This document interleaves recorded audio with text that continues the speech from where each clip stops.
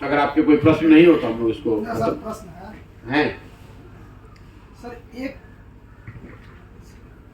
Sir आपने एक चीज की चर्चा नहीं की, शराबबंदी। शराबबंदी की चर्चा क्या कहना चाहेंगे? शराबबंदी की चर्चा इसलिए नहीं की कि मैं वो पहला शख्स हूँ जो कि जिस दिन से बिहार आया हूँ उस दिन से बिल्कुल कह रहा हूँ कि शराबबंदी गलत है, इसको हटाया जाना चाहिए।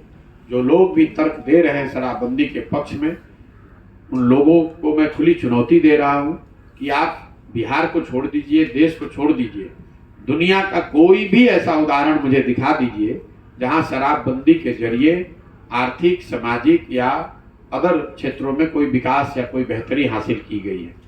ये जो शराबबंदी है ये यूटोपियन आइडिया है, ये ऐसी चीज़ है जिसको आप लागू ही नहीं कर सकते हैं, इसलिए इसका बेनिफिट तो आपको होता नहीं है, इसके नुकसान आपको होने लगते हैं।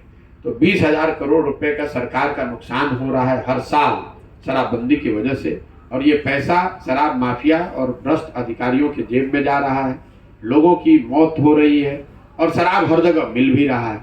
स्थिति ये है। आपने कहा कि मैंने बात नहीं की, बात इसलिए नहीं की कि अब तो पत्रकार भी ये सवाल नहीं पूछते हैं, लोगों ने भी बताना छोड़ दिया है। मालूम है कि भाई हर जगह हर घर में बिक रहा है, इसमें नई क्या बात है। खबर उतनी ही बन रही है जब कोई बड़ी संख्या में कहीं दुर्भाग्यपूर्ण किसी की मौत हो जाती है, क्योंकि ये जहरीली शराब से मौत का सिलसिला भी आप लोग को बेहतर पता है, ये आज नहीं शुरू हुई है। इक्का दुक्के मौतें तो होती रही हैं, उसको पुलिस प्रशासन या जनता डर के मारे पहले बताती नहीं रही है।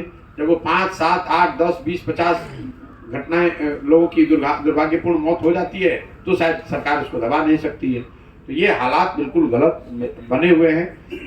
और ये जो दोनों तीनों दल हैं, नीतीश जी तो मतलब एक तरह से हद कर दी है उन्होंने, एक तरह से डिक्टेटर हो गए हैं कि नहीं ये लागू ही होगा चाहे कुछ भी हो जाए, चाहे जितने लोगों की जान चली जाए, इस पर सोचने समझने को तैयार नहीं। और इससे सबसे ज़्यादा नुकसान गरीबों का है। जिन महिलाओं के नाम पर शराबबंदी लागू किया गया है, सबसे ज़्यादा गरीब महिलाओं को प्रताड़ित किया जा रहा है। जो लोग, जिनके घरों के लोग पकड़ लिए जाते हैं तो महिलाएं दौड़ती हैं। मुझे दलित समाज की महिलाएं मिलती हैं जो कि ताड़ी के पेशे से जुड़े हुए लोग, उनके घरों में घुसकर महिलाओं के साथ अभद्रता की जाती है। महादलित समाज की महिलाएं मिलती हैं जो बताती हैं कि उनको थाने में बुलाकर बैठा लिया जाता है ताकि उनके घर के जो पुरुष हैं वो आकर सरेंडर करें। तो उनको जो परेशानी है वो तो दिख ही रही, जो लाखों लोगों पर केस चल रहा है वो सब गरीब और पिछड़े समाज के लोग हैं। और सबसे बड़ी बात, जो नीतीश कुमार जी या कुछ लोग इसके समर्थक कर रहे हैं कि गांधी जी ने ऐसा कहा है, तो मैं आपके माध्यम से रोज कहता हूँ, आपके माध्यम से भी खुली चुनौती दे रहा हूँ कि अगर जिसने भी या जो भी दावा करता है कि वो गांधी जी को जानता है, पढ़ा है, तो मैं दावा कर रहा हूँ, अब गांधी जी का एक वक्तव्य लिखा हुआ या बोला हुआ दिखा दीजिए जो सरकार के द्वारा शराबबंदी के लिए उन्होंने कही है। गांधी जी ने सरकार के द्वारा शराबबंदी की बात अपने जीवन में कभी नहीं कही है, ना कहीं लिखी है। जो भी गांधी को पढ़ने का, समझने का दावा करता है, मैं उसको कैमरे पर खुली चुनौती दे रहा हूं। आप मुझे दिखा दीजिए कि गांधी जी ने ये कहाँ कहा है। गांधी जी ने शराब से होने वाले नुकसान और इसलिए समाज में जागरूकता और शराबबंदी, शराब को छोड़ने की बात, शराबबंदी की बात कही। उन्होंने सरकार के द्वारा कानून बनाकर शराबबंदी लागू करने की बात कहीं नहीं कही है।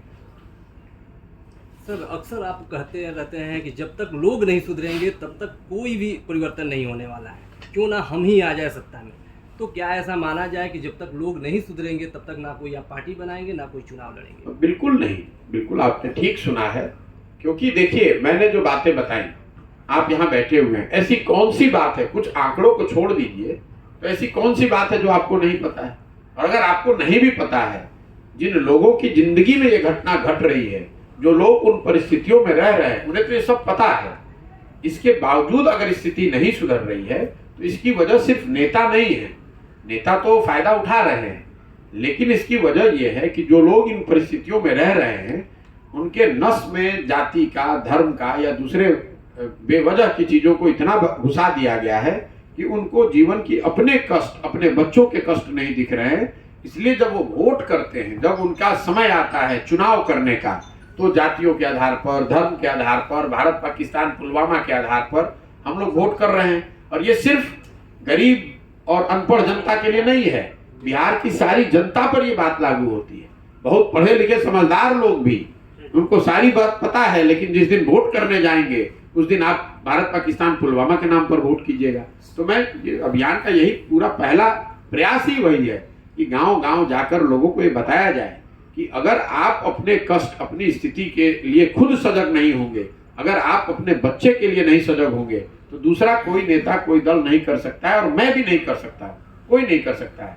लोकतंत्र के मूल में जो बात बताई गई है कि आप जिस व्यक्ति, जिस विचारधारा, जिस पार्टी पर भी आपका भरोसा है उसकी मदद कीजिए, उसको जुड़िए, उसको वोट दीजिए। लेकिन ये भरोसा 5 साल के लिए होना चाहिए। 5 साल में अगर आपके भरोसे पर वो खरा उतरा, अगर उसने सही काम किया तो आप उसके साथ बने रहिए। लेकिन अगर वो व्यक्ति, वो दल, वो विचारधारा आपके भरोसे पर खरा नहीं उतरी, तो वही लोकतंत्र, वही संविधान आपको ये बताता है कि नागरिक होने के नाते ये आपकी जवाबदेही है कि जितनी मजबूती से आपने किसी की मदद की है, उतनी ही मजबूती से आप उसका विरोध भी करें। इसीलिए मैं कह रहा हूं कि चाहे आप लालू जी के समर्थक हैं, नीतीश जी के समर्थक हैं, कांग्रेस बीजेपी के समर्थक हैं, अगर आपने वोट दिया, 5 साल के लिए दिया, 10 साल के लिए दिया और स्थिति नहीं सुधर रही है, तो आपको आगे बढ़कर उनका विरोध करना चाहिए। सर, बड़ी समस्या ये कि बिहार में अभी भी जातिगत आधार पर मैंने कुछ पार्टियों का, कुछ जाति विशेष के वोटर्स पर कब्जा है। नहीं, और ये प्रशांत किशोर चूंकि एक चुनावी रणनीतिकार रहे हैं, तो क्या स्ट्रेटजी होगी आपकी भविष्य में से निपटने की? देखिए, ये तो सबसे पहले ये आपकी सोच है कि बिहार का सारा समाज सिर्फ और सिर्फ जातियों पर ही वोट करता है। अगर ऐसी बात होती तो आरजेडी, जिसको आप और हम और कुछ लोग यहाँ बड़ा दल मानते हैं, ये वही आरजेडी है जो यूनाइटेड बिहार में 51 एमपी जीत कर आए थे 54 में।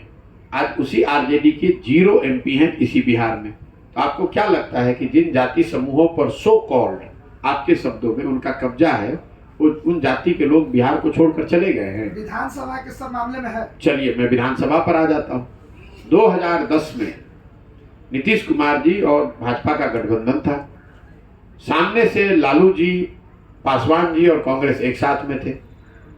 नीतीश कुमार जी और भाजपा का जो गठबंधन 2010 में था, उसको 205 सीट आया था। उस समय भाजपा की इतनी ताकत बिहार में नहीं थी। मोदी जी तो राष्ट्रीय परिदृश्य में नहीं थे, तो मोदी जी फैक्टर भी कोई नहीं था। चुनाव प्रबंधन और अमित शाह और आरएसएस, वो सारी बातें उस समय इतनी प्रमुखता से बिहार में नहीं थी। इसके बावजूद उस गठबंधन को 205 सीट मिला था। उनकी लड़ाई किससे थी? लालू जी, पासवान जी और कांग्रेस, जो उस समय आज के मुकाबले ज्यादा मजबूत थी, केंद्र में सत्ता में थी। तेजस्वी के मुकाबले तो लालू जी बड़े ही लीडर हैं। पासवान जी भी स्वयं उस गठबंधन में शामिल थे। इसके बावजूद उस गठबंधन को 25 सीट के आसपास मिला था। वो इसलिए मिला था कि 2005 से 2010 के बीच उस सरकार के प्रति समाज के एक बड़े वर्ग का ये नजरिया था कि इन लोगों ने बिहार को सुधारने की प्रक्रिया शुरू की है। अगर सिर्फ जातियों की ही बात होती तो वही गठबंधन 2020 में लड़ा।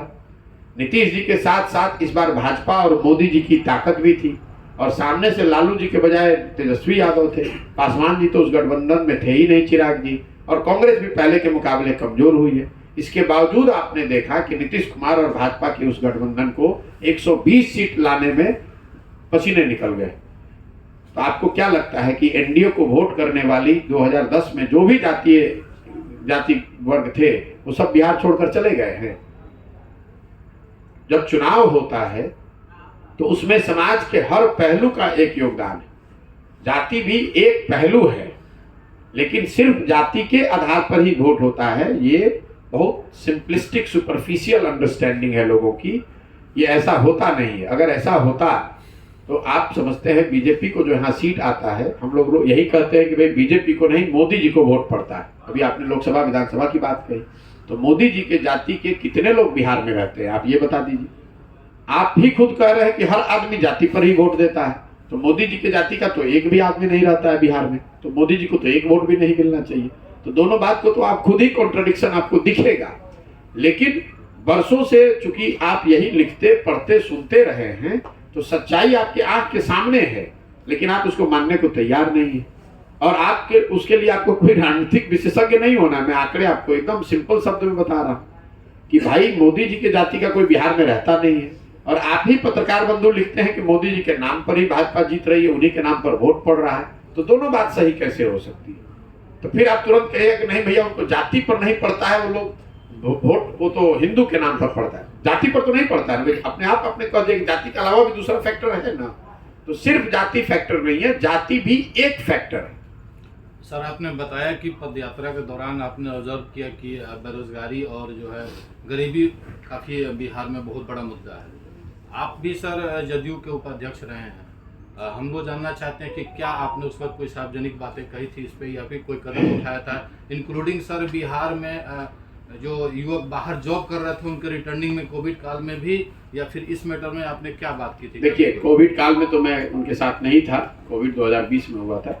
उससे पहले कोविड शुरू होने से पहले फरवरी 2020 में ही मैंने छोड़ दिया था उनको। पहली बात तो मैं सरकार में नहीं था, लेकिन जरूर मेरी जवाबदेही है, मैं कहीं था तो मेरी जवाबदेही है।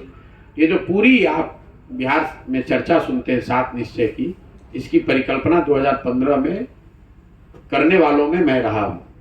7 निश्चय प्रशांत किशोर या नीतीश कुमार ने नहीं बनाया था, पूरे बिहार में 40,000 गाँव में सर्वे करके उस समय मैंने इसको बनवाया था।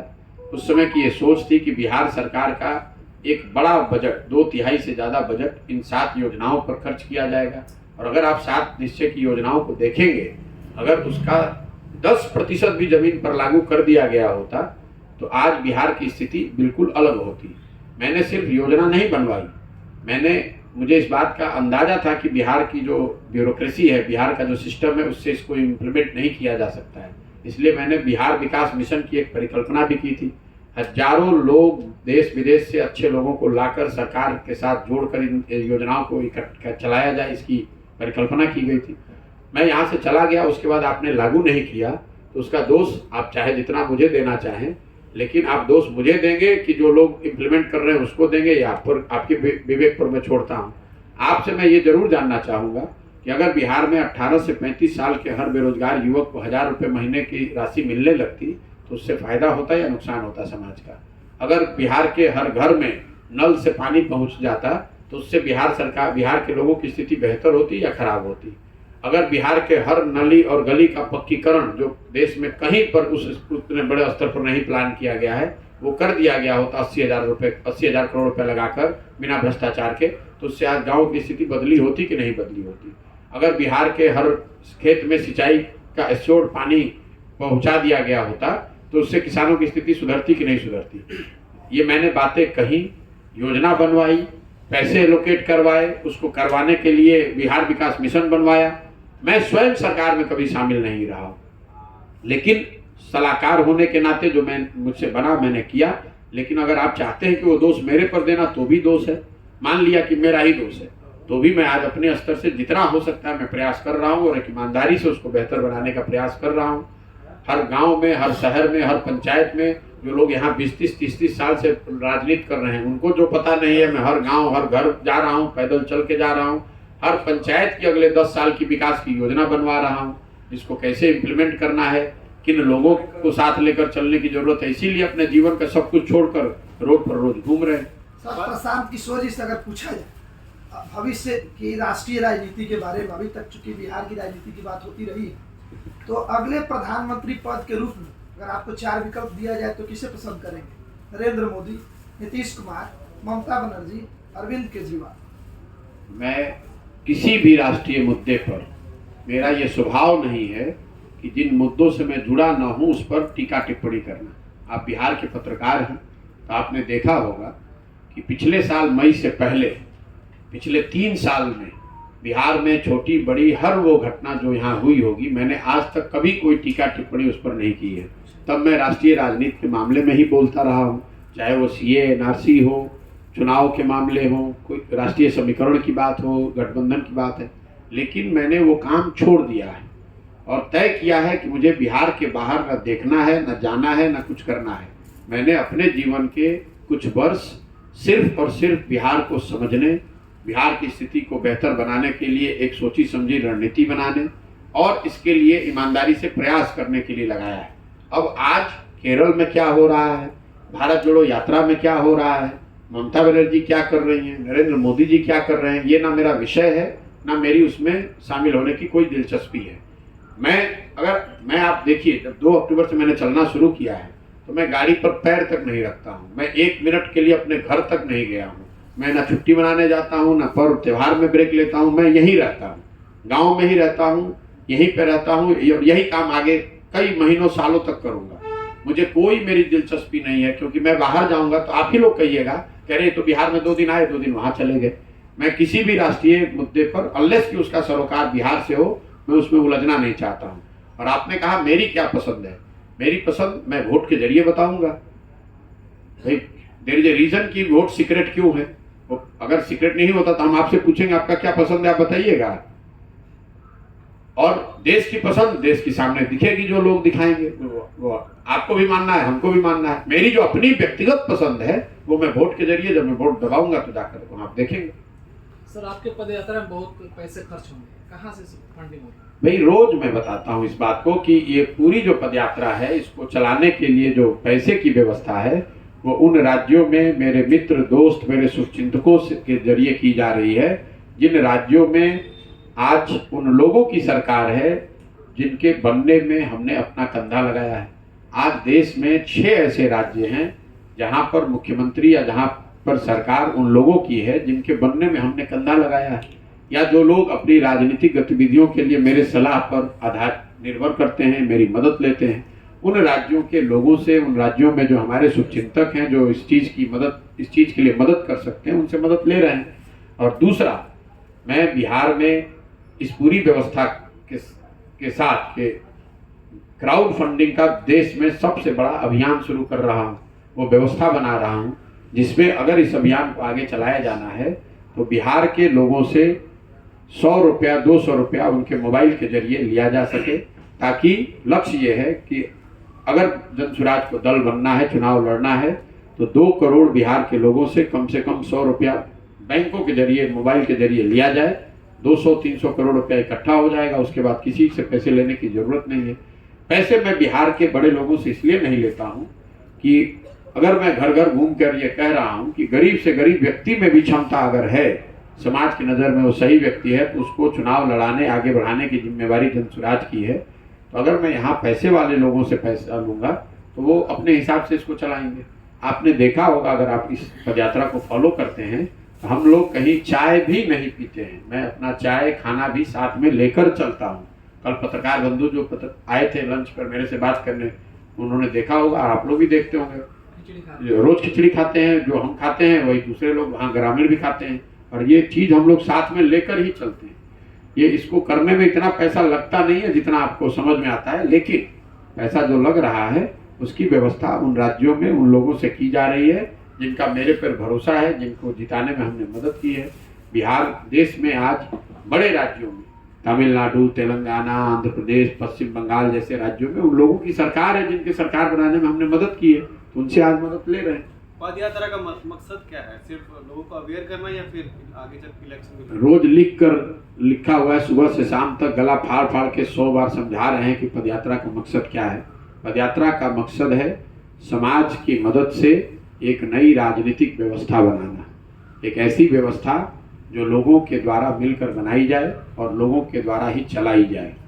पदयात्रा का मकसद है कि हर पंचायत के विकास के लिए अगले 10 साल के विकास की एक योजना बनाई जाए, ताकि अगर सही लोग चुनकर आ भी जाएं तो उनके पास एक सही योजना हो। पदयात्रा का तीसरा मकसद है कि बिहार को अगले 10 साल में देश के 10 अग्रणी राज्यों में शामिल कराने के लिए जो महत्वपूर्ण क्षेत्र हैं, शिक्षा, स्वास्थ्य, आर्थिक विकास, कृषि जैसे क्षेत्रों का एक 10 साल 15 साल का देश विदेश के विशेषज्ञों को साथ बैठाकर एक ब्लूप्रिंट बनाया जाए, एक रोड मैप बनाया जाए, जो एक सोचा समझा प्लान हो, योजना हो, ताकि बिहार में वो चीज़ें बिहार की जनता के सामने रखा जा सके कि कैसे बिहार के किसानों की स्थिति पंजाब के किसानों से बेहतर आने वाले 10 साल में की जा सकती है, कैसे बिहार में विश्व स्तरीय शिक्षा व्यवस्था बनाई जा सकती है, कैसे यहाँ उद्योगों का जाल बिछाया जा सकता है। यही पदयात्रा का उद्देश्य है। सर एक सवाल है कि जैसे फंडिंग के बारे में सर बताया कि कोई है जो हमें मदद कर रहे हैं, कोई नहीं, मतलब जो उन राज्यों में वो आप लोग उसको समझ, उन राज्यों में वो पार्टी हो सकते हैं, पार्टियों के शुभचिंतक हो सकते हैं। जो तृणमूल की मदद कर रहे हैं वही लोग हमारी मदद कर सकते हैं। जो लोग जगन मोहन रेड्डी की जो मदद करता होगा वो हमारी मदद कर सकता है, या जगन मोहन रेड्डी की पार्टी सीधे मुझे मदद कर सकती है। तो इसमें आपको क्या नहीं समझ में आ रहा है? वैसे लोगों का स्वार्थ क्या है? क्योंकि फंडिंग स्वार्थ कुछ नहीं है, उनकी हमने मदद की है, वो हमको मदद कर रहे हैं। स्वार्थ हमारा दिमाग है और क्या है। कल आपको हमसे जरूरत पड़ेगी पूछने के लिए तो आपको मदद लगेगी। हम उनकी मदद करेंगे, वो हमारी मदद कर रहे हैं। चोरी नहीं करते हैं, ठेकेदारी नहीं करते हैं, किसी से पैसा नहीं लेते हैं। भाई हम कोई फैक्ट्री तो चलाते नहीं है, ठेकेदार हैं नहीं, अफसर मंत्री हैं नहीं, हम तो अपने दिमाग का ही खाते हैं, हमारे सलाह का ही तो पैसा लोग देते हैं। जी बहुत बहुत धन्यवाद।